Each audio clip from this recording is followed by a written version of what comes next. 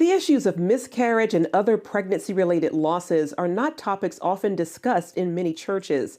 One Christian blogger is paying tribute to the son she lost while providing hope for others. You go in with a baby and you come out with nothing.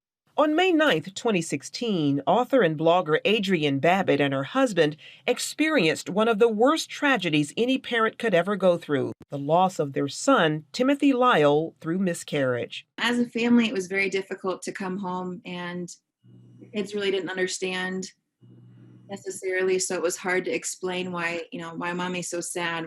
Babbitt says at times the pain of losing her baby was unbearable. One thing I also struggled with too was wanting to hurt myself or wanting to commit suicide. It is possible to get to a point where it's not an all-consuming grief. A devout Christian, Babbitt, who already had two other children, leaned on her faith. That is the only hope I have, because, having the hope of seeing my son again, having the hope that he's being taken care of, that he's still a person, he's still alive in heaven. That faith started Babbitt on a journey of healing through writings on her blog, The Haven. Her writings eventually led to a book called The Miscarriage Project, Testimonials of Parents Who Found Hope in God, and includes stories from other parents who have experienced similar loss, including stillbirth, infant loss, and even abortion. I started with my own story, and then I realized that wasn't enough because everyone's story is different.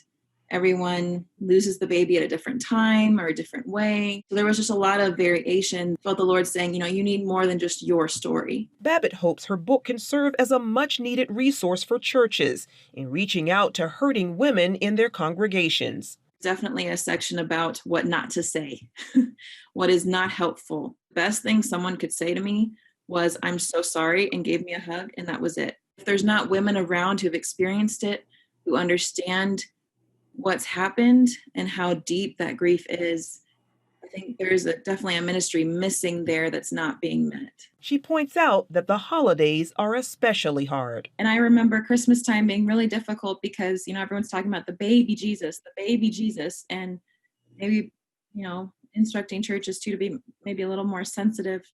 Meanwhile, Babbitt and her husband went on to have two more children, with another on the way. She offers hope and prayer for others whose pain she knows all too well. I'm hoping they really find is healing in God, that they are able to kind of reconcile that anger they feel towards God, because God did not create death, and God is not punishing them with the miscarriage. They can find other people that have gone through these deep, dark places and have found hope and peace in their lives beyond that. Charlene Aaron, CBN News.